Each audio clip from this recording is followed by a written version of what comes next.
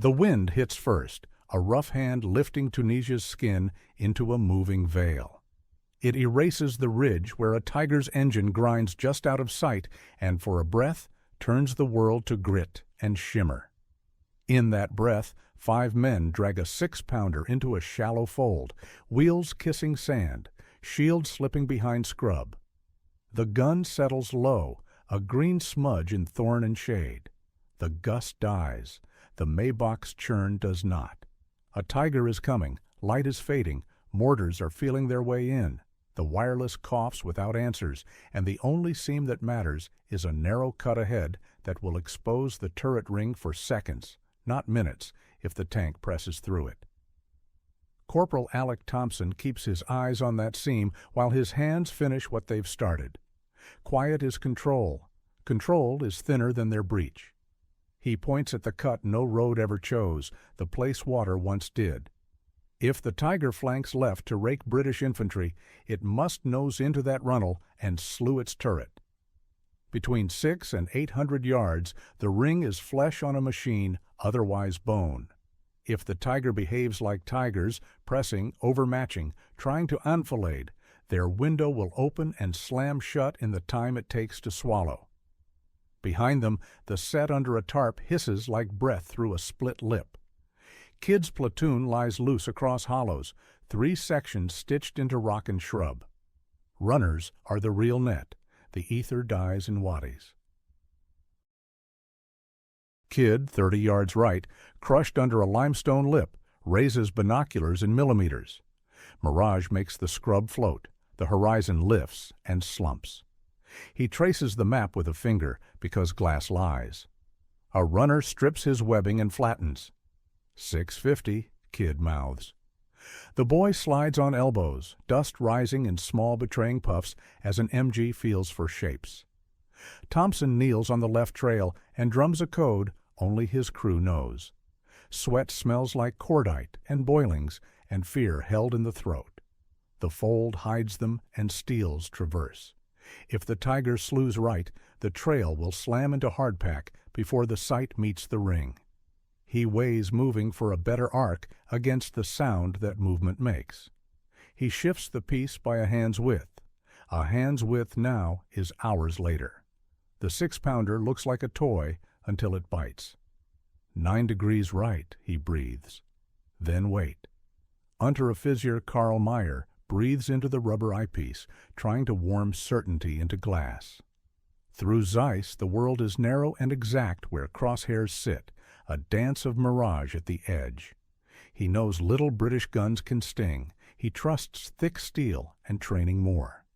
Numbers turn under his fingers. The range drum is an old friend. A line on the horizon looks wrong, too straight in a land that hates straight. He lets it sit, tempted to call it a heat trick. The Maybach says, take your time. The ridge says, don't. Kidd's second runner doesn't wait for a signal. The wireless hisses the wrong call sign and dies. He tucks his helmet under an arm to drop his silhouette and crawls until sand is a taste, heat a pressure, ants writing lines across his knuckles. He stops at a notch by Thompson's elbow. 650, he whispers, like the air could betray the number.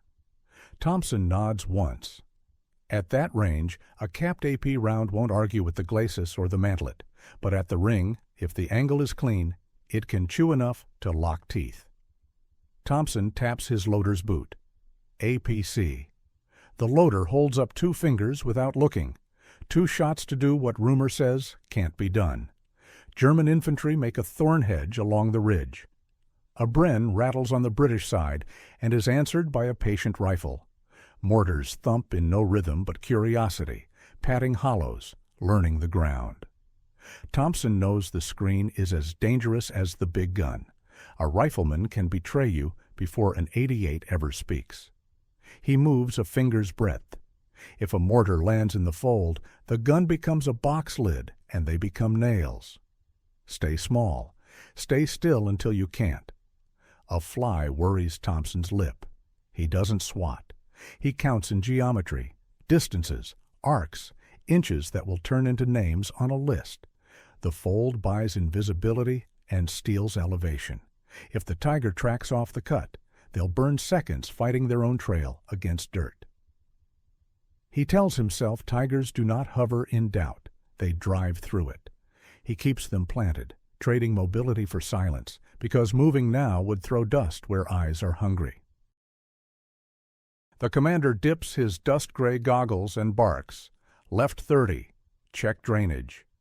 Meyer's hand finds the turret traverse. The hydraulic whine lifts, a sound that travels and snags nerves on both sides. The driver answers gravity. The hull noses into the cut. The straight line in the scope is still straight. Meyer breathes, almost convinced now.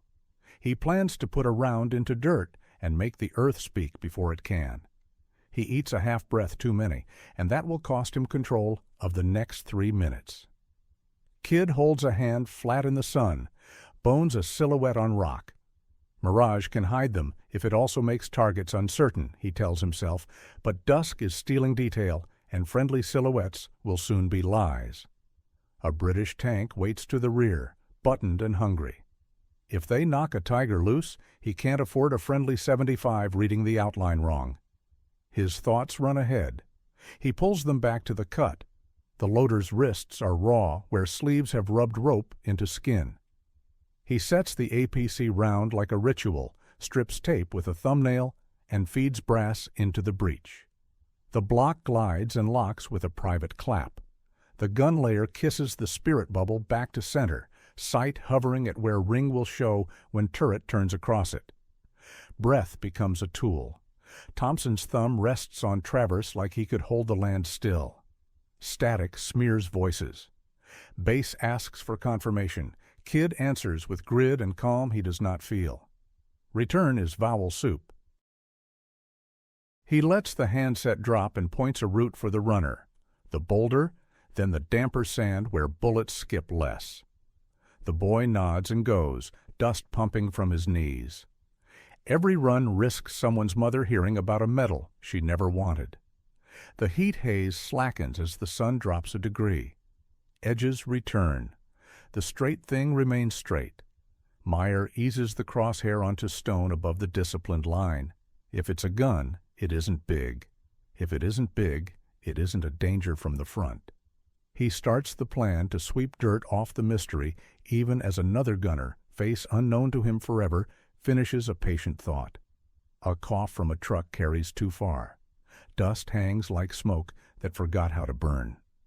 The loader touches Thompson's elbow, a ritual. Thompson watches the seam and feels his usual sin, the love of cover that turns into a trap, waiting. This fold hides and will hold. He refuses to move now. Noise kills, and the rim of their window is here. Left, a mortar finds stone. The smash throws bees of fragments. A Bren barks on principle and learns principle is a luxury under someone else's ranging. Thompson measures seconds between thumps. Fire walks. Each step in makes this fold next. If a shell dusts the breach, they don't flinch. Movement is silhouette. Silhouette is death. Statues live. Infantry shapes ahead. Move them. The commander's voice is flat. The coax chatters, combing dust where Kid's far section breathes rock. Those men try to become geology as Meyer drags the traverse handwheel to correct nothing. Somewhere, a gear tooth has worn just wrong, and when the British shot kisses metal, that corner will betray him. He believes he has a breath more. The British gunner has none left to spare. Thompson hears his lungs from a distance. He lets them work and puts all thought into keeping the sight at the ring's imagined place, a ghost line waiting to be real. The loader closes the block. Brass locks in with a click that feels too loud. Thompson's finger takes up first pressure and holds. Mirage spits back truth. The Tiger's roof dips into the cut. The hull follows. For a blink, the edge of the turret ring shows under the roof. A thumbnail line at 650 that matters more than faces and flags. There will be no bracketing. There is only this angle, and then there is none. Kid sees not the ring but the way dust changes on steel as the turret turns. It clings differently along the side plate, when the world tilts through that ditch. He makes a fist, opens it toward Thompson's hollow, a pointless prayer with bone for ink. Grit bites his lip. Iron answers. Meyer commits. He drags the reticle to a patch of rock he will erase. He pulls a breath to stiffen an arm that wants to tremble under dread he won't admit. The hydraulic whine promises precision that won't arrive in time. The British trigger breaks the moment his thought does. The shot snaps, the recoiling carriage bites sand, and sound slaps the wadi. Mirage hangs. On the ridge the tiger jerks as if stung. A hard clang kisses where turret meets hull. Sparks spit at the seam, paint dust ghosts up, black wisps thread from the ring. Thompson does not blink. He has aimed into the joint where a throat turns. If the round did what training had the nerve to teach, traverse is deformed. If not, they have invited a god to notice them. Inside, traverse whine climbs, then shears. Meyer drags the handwheel and feels grit turn to stop. The ring screams without moving. Dust-fine spall rattles the fighting compartment. Smoke peels up around boots. The radio operator slaps at a burning flake. The engine hums like a heart running scared. The gun points wrong and cannot be convinced to point right. Meyer pounds the intercom, orders a pivot. Slew the hull. He knows in this fold that motion is a roll of the dice that shows your flank. He needs seconds he doesn't own. Thompson knows he's heard it. Not dead, hurt. Black wisps where there shouldn't be. A wrong lurch. These are proof. His men reach to reload out of trained reflex. Hold, he hisses. The fold steals traverse. If the hull starts to pivot to bring gun to bear by gearbox, his line to the seam dies. He looks left. Kid's hand chops and rocks. Hull pivot. If the tiger finds its arc, a first round will rake their scrub flat. Return fire comes angry and blind. Muzzle flash above the ridge. A shell splits scrub 20 yards long. Another goes low, tossing heat and grit into their fold. The pattern is guesswork, not aim. Coke's lines rake ground where British infantry were 5 minutes ago. Thompson's number 2 shivers. A hard palm on his shoulder turns panic into purpose. Don't move. The wireless scratches, then eats itself. The signaler boots the set and gets a smear of numbers before it drowns again. A runner rises from a cut with a face scoured by thorns. 6:30. She's pivoting, he barks and goes flat as tracer brushes seed heads into confetti. Runners are currency. Kid spends one at a time. He points at a hollow that feeds into the tiger's retreat. Give me 5 minutes. Make the dead ground a net. Inside, a fresh round slams home. Meyer sights nothing he can reach and hates it. He barks for his infantry. Pinned, the answer coughs. The tiger is a cathedral without a congregation, alone where worshippers should be. The driver tries gentle bite on the box. The ring doesn't care. Training whispers, isolated tigers become sappers' meat. If the next thump is right, we're out. Thompson wants the second round at the seam to turn jam into bind. Elevation is treacherous. The land under the trail slopes wrong. Add lift, and the wheel binds. Drop, and the sight dips below ring. He taps the trail with a boot, feeling the barrels whisper in bone. Every nudge steals from time the tiger needs to choose. Steady, he says to men and earth. The second shot goes flatter, faster. The recoil is no surprise now. The clang is lower. The complaint changes from squeal to silence. Inside the tiger, the loader shouts a word he never thought he'd need. Stuck. Smoke is a smear at ankles. The commander raps a knuckle on the hatch and swears, blinking at a seam that matters more than pride.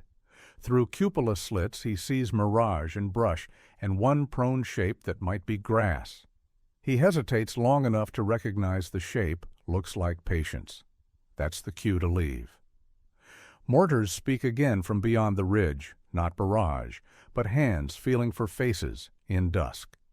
Bursts walk down a crease that could be Kid's line. He scrapes a new runner's route in dust with a nail, via a boulder that breaks sky to the damper sand. The next runner nods and goes, brittle with purpose. One more minute might be a lifetime here. Hatches bang, men spill and round edges with how they hit ground. Commander first, loader second, radio, driver, gunner last because his denial lasted longest. They pause like sheep, then scatter downslope into cuts that may return them to their lines by grace and memory. Thompson's finger tightens and stops. Today, men aren't the mission. Shooting them buys the tiger back a chance.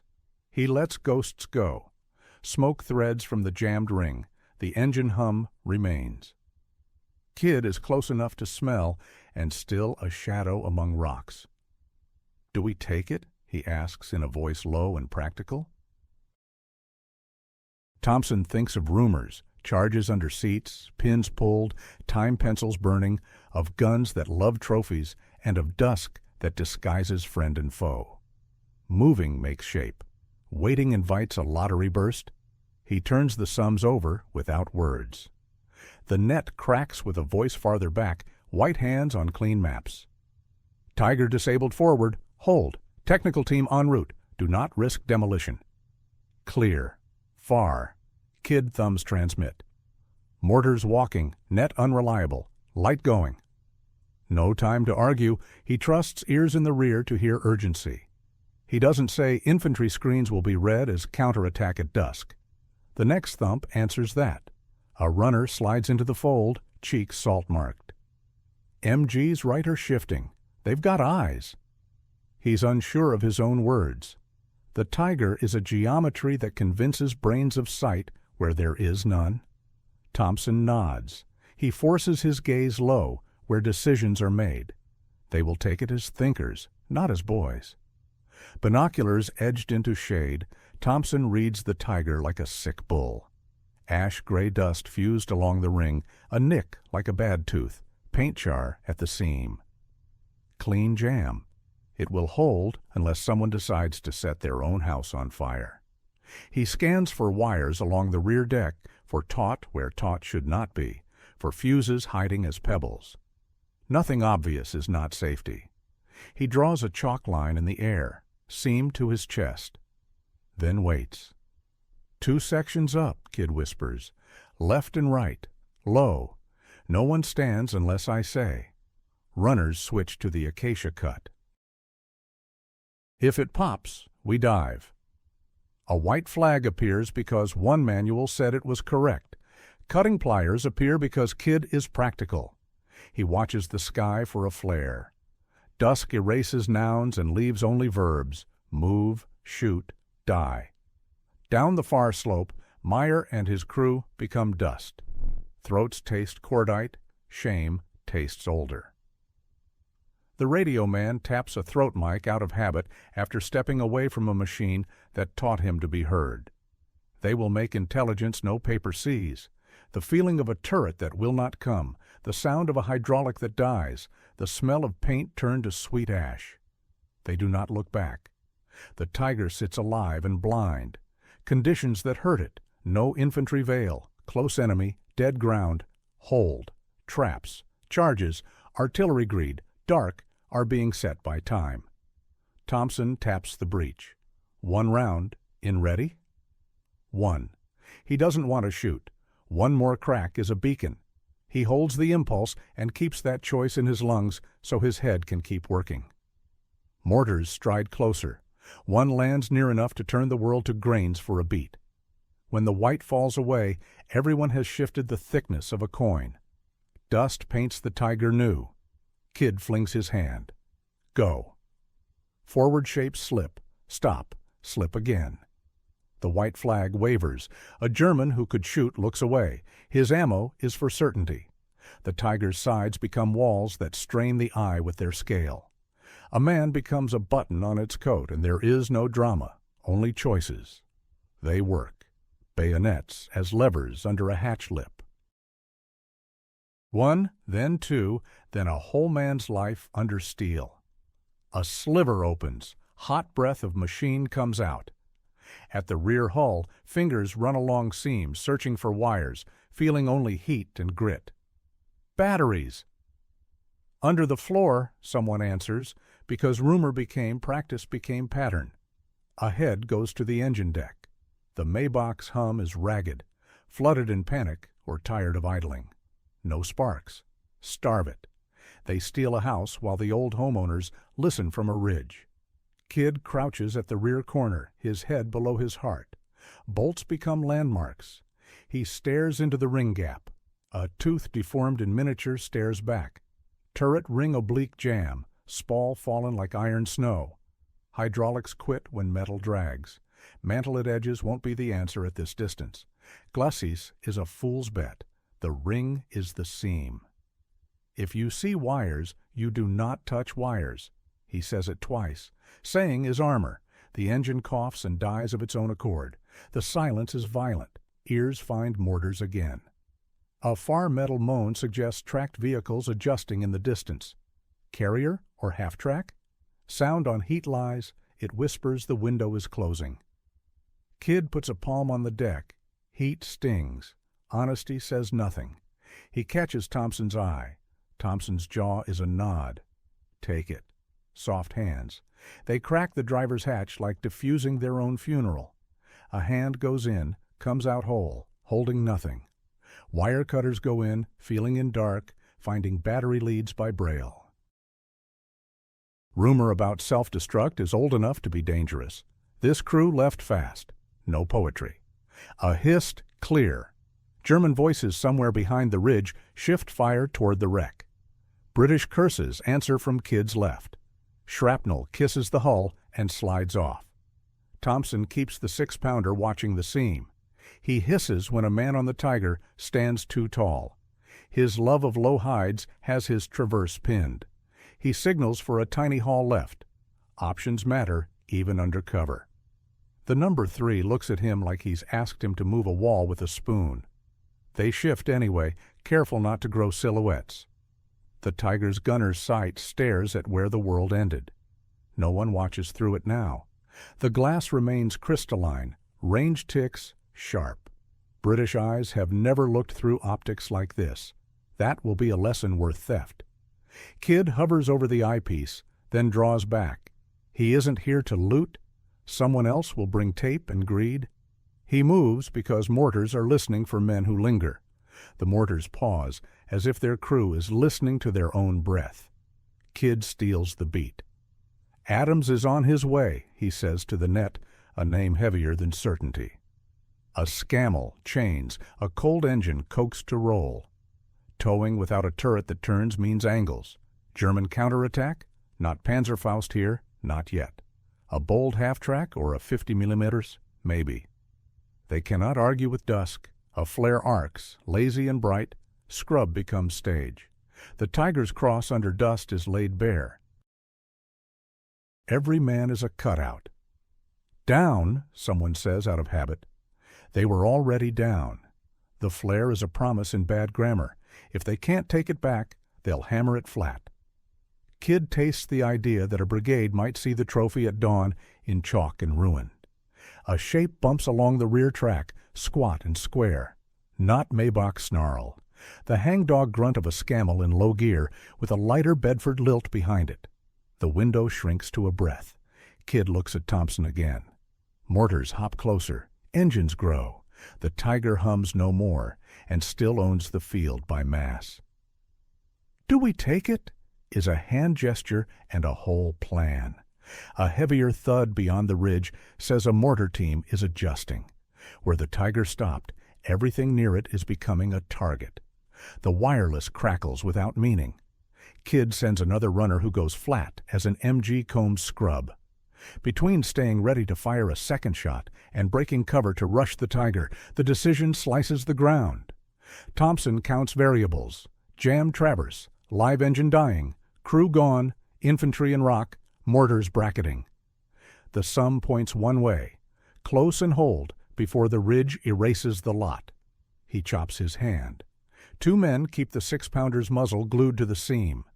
The loader cradles an APC round because if the turret twitches, only the ring will listen.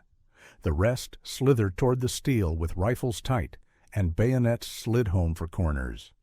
Meyer is a heat-stunned shape in the folds, capable of fear he didn't know he owned. The worst thing for men trained to be invulnerable was the sound a turret makes when it won't.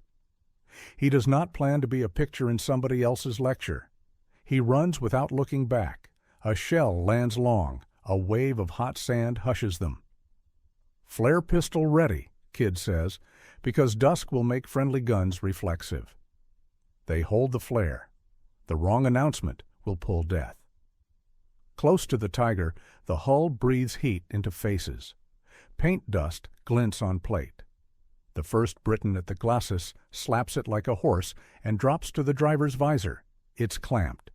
He tests the bow MG, blind. The barrel smells of oil and breath, no guarding hand behind it. Kid hears a grind that won't give, a handwheel pushed to refusal, and peeks into the cupola.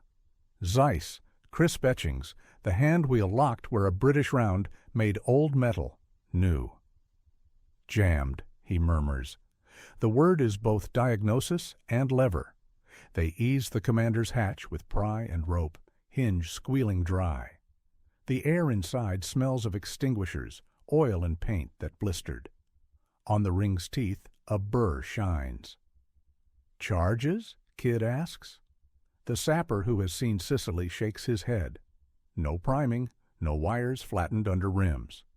Ammo stowage open, not rigged.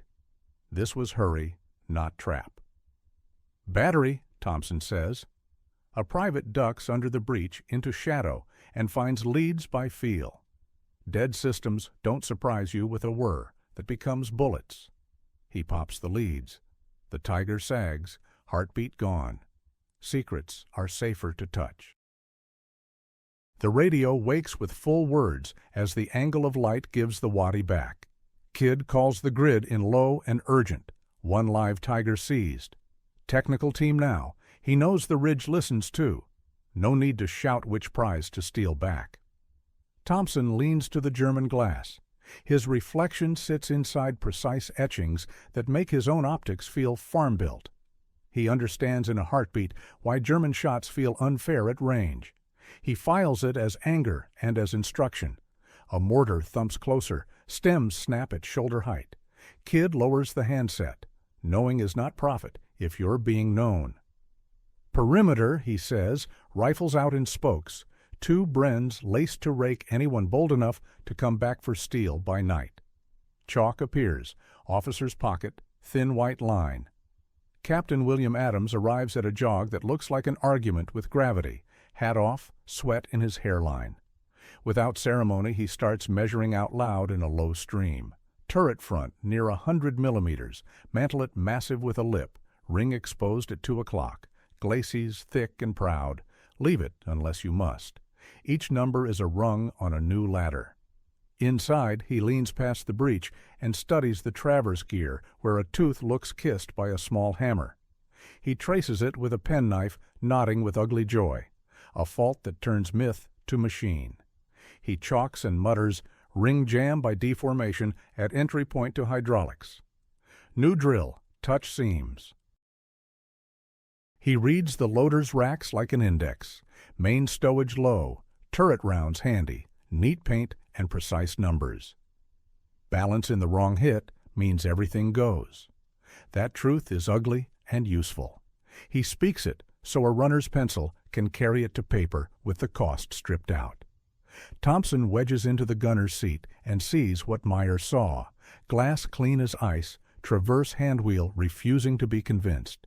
He glances out at his own 6-pounder, crouched like a terrier in a ditch. Heavy precision, nimble bite. Today a burr leveled them. Next time, only aim will. "Get the Scammell up," Kid calls. The order moves backward like a snake into the brush. Recovery trucks will have to nose into every glass in the valley. If they stop halfway, 2 machines die. Adams runs his fingers over front lugs like he's reading Braille. Tow will only work if they lash to transmission properly. Drag wrong, and they'll rip the face out of a gearbox they want to read in daylight. He calls for spreaders, chain, timber to keep the heavy nose from plowing in when they haul. This is surgery. Botch it, and knowledge dies. A runner arrives, cheeks blazing. The artillery net is sniffing for the tiger's grid. Friendly guns warned not to smash large things rolling out of the wadi if a green flare hangs above. Kid hears coordination and danger in the same breath. Anyone else listening now knows how to fake not being shot. Spare track links come up, heavy and stubborn. Men hook them along the turret's shoulders as makeshift shields, a trick learned in another desert. Adams blinks approval and returns to chalk and numbers. Aim at rings and lips, at joints where design solves most problems but must bend. His mutter becomes doctrine by degrees. A real evening wind pulls heat down. Mirage smooths, edges sharpen. That helps identification and magnifies the risk of fratricide. At this distance, a friendly turret swinging on reflex won't care about chalk. Kid flags a tank to the rear with a strip of white hung on an antenna, a limp prayer to order in a field of habit. Tracer smears and dies mid-air, someone ranging or bored. Thompson tastes how loud silence is when artillery is deciding. He thanks the engine for being dead and hates what the quiet invites. He keeps the gun steady and his crew down because stillness is currency. Kid points at German intercom boxes, neat cabling like perfect sutures. When tigers come, the first sign isn't always steel. It's voices disappearing by fractions as iron and heat eat the ether. Not sabotage. Physics in wadis. He tells Adams and knows it will become a note in a pamphlet. Facts kill myths. A thin scream, short round, sand fountaining behind them. The mortar line is walking forward by bracket. Kid barks. Cable out now, hooks where they won't slip when weight pulls. He hates the shielded torch and allows it. Better a cone of yellow than a snapped ankle under a chain. A private at the cupola holds the flare pistol like a moral choice. Not yet, Kid says. Tie white to the aerial. A small flag now may remind someone later.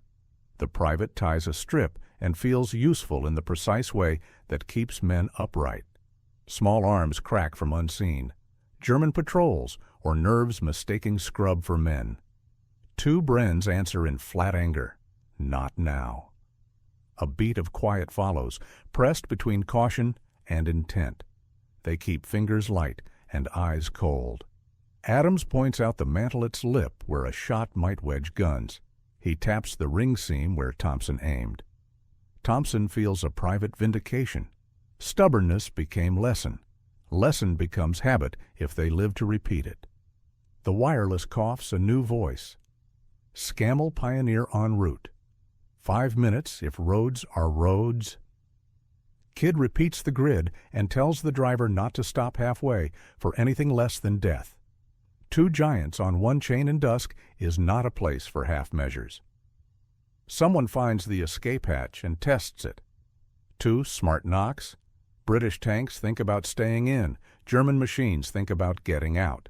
Even this becomes a paragraph in a manual some boy will memorize. Kid sees flickers on the ridge that are not heat now, small dolls freezing and moving. He wonders if Meyer watches his machine being measured like carcass. Pity tries to bloom and dies.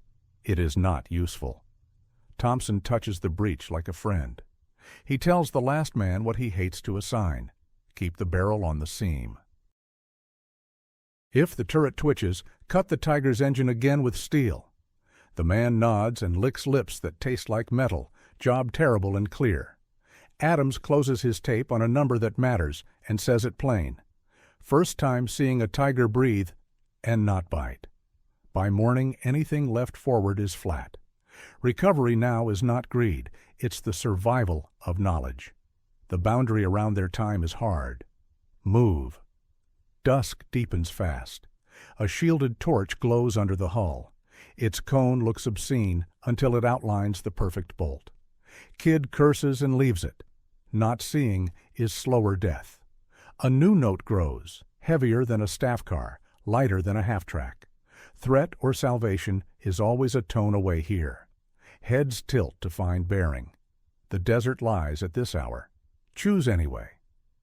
The sound comes in two parts, steady and English, impatient and not. Two meetings at one fold. They don't know which will crest first or whether the ridge is done adjusting. Thompson keeps the 6-pounder on the seam. Adams tightens a chain. Kid's thumb finds the flare. A glare sweeps, then dies. Men flatten without thinking. The Bren gunners reduce motion to the size of breath. Every plan compresses into one imperative: move the tiger or be moved off it by force. No place for eloquence, only choices. Tick. Cooling steel inside the tiger clicks like a kitchen clock in a slaughterhouse. Rumble grows. Somebody says a prayer that doesn't know who it's for. Kid has to commit to a signal that can save or stack them. Adams has to choose which steel matters most this second. Thompson has to decide whether to spend his last capped round on a turret that won't turn or hold it for the thing cresting the track. Each choice tears the throat raw. The ridge holds fire a moment longer. The pause is a hand on shoulders, urgent, heavy. Kid raises the flare pistol, breath tight, muzzle ready to write their name in light. He hesitates a heartbeat. Echoes lie. Thompson's eye never leaves the seam. Adams's fingers read the toe lug to feel the next minute in steel. A horn sounds once, flat, human. Then the Scammell's whine drowns it. A metallic clack follows that can only be chain finding home. Fate arrives with British plates. The Scammell grunts into view, wire mesh grill wearing dust like pride, a second Bedford shadowing. Adams wastes no time. He chops a hand. The ring of men collapses inward into rolls done in drills, and now hot. Secure hatches, isolate batteries, clear ready racks. Every word a rung. Kid speaks a ledger of risks. Mortar registration creeping. Runners spent thin. German patrols probing. Booby trap rumor chewing nerve. He posts Bren teams along scrub, barrels edged into gloom. He sweeps the ridge with binoculars and sees nothing that means anything. He keeps decisions small and in front of him. Adams puts his palm on the turret cheek. Heat bleeds. He listens to the hinge as it takes weight. His sergeant unrolls a canvas of tools and sets on the commander's hatch with the tender fear of a lockpicker working in a room full of gasoline. Metal complains in a dry, high whine. No flash, no snap, only dark waiting. Battery leads come free and get taped. Chalk builds a pale lace around panels where hands have been. German inspection stamps catch dust and chalk in their neatness. This machine was made by a mind like his. He nods at the driver's hatch. A sapper leans an ear for the idiot tick of unseen timers. Silence, then the honest click of cooling steel. The camera appears, heavy and serious. It sees the ring bite where their first round made a new machine. A single skewed tooth turns a story into instruction. They film the refusal of hand crank to turn the jam. Negative proof tells truths fast. Inside air is close with the taste of men who ran. Zeiss glass stares clean. Adams looks, and the ridge resolves in a way British optics do not promise. He pulls back and speaks what will be line 1 in a memo. Kill the guns. Armor is a later problem. Running tally. Ammo racks half spent. Store low. Turret rounds ready. A runner counts. Pencil scrapes. Lips move. Mortars lift. The chalk strip tied to the hatch handle flutters, a fragile signal to anyone who cares to tell friend from prize. A hand crank is tried again. Stopped. The camera lingers on hands in stillness. In Cairo, they'll make a film that tells gun crews that rings have lips you can talk to with steel. Boys will learn it before heat finds them. By the 6-pounder, Thompson's crew refuses to walk away. The barrel points at the place they learned mattered. He runs a palm along the shield's rounded edge. Sit, stand, breathe, he tells his loader, anything but think about a platoon of Germans deciding to collect what's theirs. The loader laughs once, a cough pretending to be a joke. The Scammell noses up like a barge coming in. Two sappers ride the bumper, eyes for wires that haven't revealed themselves. They drop and move in a slow trot. Rifles sling out of the way of chain and hook. Their math is weight and angle and dirt.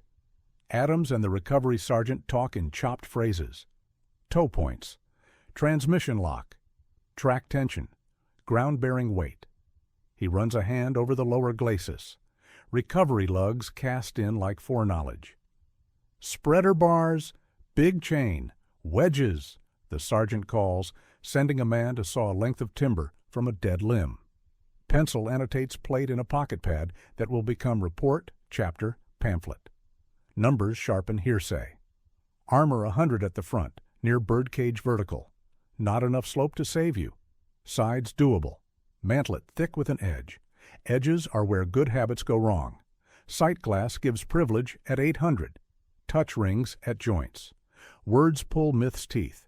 Wind pushes dust with the lazy authority of an ending day. Mirage bleeds away and makes outlines true. That helps shooters. It hurts men in front of barrels. Kid kills the Scamell's engine to let sound tell truth. He assigns arcs again. The prize draws knives. A Bren coughs 3 rounds, and a shadow in wrong ground stops moving. A runner kisses dirt and unrolls backward an inch at a time. Thompson watches the Tiger's side plates and wonders briefly whether his own bullets would bite British armor if someone like him pulled the trigger. He shoves the thought away and rehearses the seam. In the hull, a sapper's glove finds a small switch by the driver's knee. Aus? He points and looks at Adams like he's found a tooth in bread. Adams nods once. Nothing gets switched tonight. Someone draws a skull for fear and wipes it off for mercy. Chains kiss steel with the soft malice of 2 hard things making a bargain. The Scammell coughs and holds. Tension, slack, tension, hold. The recovery sergeant's voice is a metronome. The Tiger jerks and resists like a stubborn animal, then groans and concedes an inch. 2. Tracks make music under sand. Movement becomes momentum. Mortars find a near bracket. Shrapnel zips and tinks. Kid can't tell if they're shooting at shapes or at their own lost property. He fires the flare. Green. Friendlies. Recovery underway. The arc hangs and hisses and dies small. The big consequence is if someone looks away at the wrong moment. The Scammell reverses. The Tiger follows, nose angling to avoid a dip that would tear transmission. Chains sing less as weight finds rhythm. Thompson's men keep their arcs and let the work happen. The loader palms his last capped round and pockets it, superstition heavy as brass. The recovery sergeant calls measurements to the camera, arrows chalked, a weld bead too fat, a toolkit's clever placement. These quirks will live in a line of type. Don't waste time on the glacis unless you've got nothing else. A Bedford rattles in with canvas. Tarpaulins balloon and settle, swallowing lines, making silhouette ambiguous. The Iron Cross blurs under dust and cloth. Kid nods. He counts heads and feels for luck. A shard hisses and writes on his sleeve in steel, near miss. The ridge shifts. A momentary figure that might be a patrol misreads the day, or light tricks them. No matter. The Scammell takes strain again. The Tiger, wrapped and bound, gives more willingly. Adams gathers film and notes into a satchel and steps out of the way. He sees chalk now as a promise to 100 crews he'll never meet. The 6-pounder stays last on Thompson's insistence, a terrier seeing the bull over the gate. He claps the breech once and gives the men the nod to back away. Only when the Tiger clears the wadi lip does he let his head come up, eyes to a horizon made of dull metal blue. He files the day under angles he'll teach boys by firelight if he's given the chance. They crest. The Scamell's driver grins despite himself and flicks a wave. It looks obscene against that mass and proper under the circumstances. The Tiger's weight shifts from threat to promise with each yard. Adams can already feel the lecture rooms. this thickness, this gear, this glass, this seam. Numbers will kill what fear only numbed. Artillery lifts, petulant. The German battery commander has looked at his watch. The first coolness of night pulls sweat chill. Adams thinks of lamps and coffee and clean paper to write this into something men can carry in pockets. "Kid," he calls. Kid laughs once, a sound that will become story, and a point of pride he pretends to hate. They move as one. The desert takes and gives sound unevenly. Tonight it gives just enough to remind them they aren't alone, and not enough to count company. The tiger sighs dust under canvas, the tarp ballooning with bumps as if the machine has decided it will be led.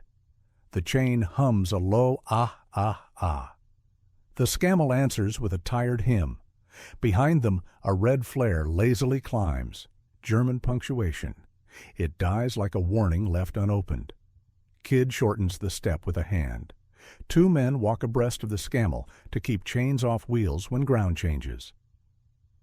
These small preventions are the art war cannot ban. At the wadi mouth they pause. Thompson checks his gun as last. Adams steps onto the Scammell's running board for one last backward look. Chalk glows pale in a torch's cone. Arrows, angles, a pocket card made big on steel. He imagines writing the opener, "Shoot where it can't quickly be what it was again." They pull at true dusk as stars begin to blink. Flare pistols holster, chalk shines and then disappears under canvas. The tiger rolls under tow like a captured king. The valley swallows sound. A faint square of scuffed earth where it sat all day is all that remains to argue with anyone who doubts. Ahead, the road splits. Track or cut. Kid points left to keep cover and orders silence as the chain tightens and the convoy slides into the dark.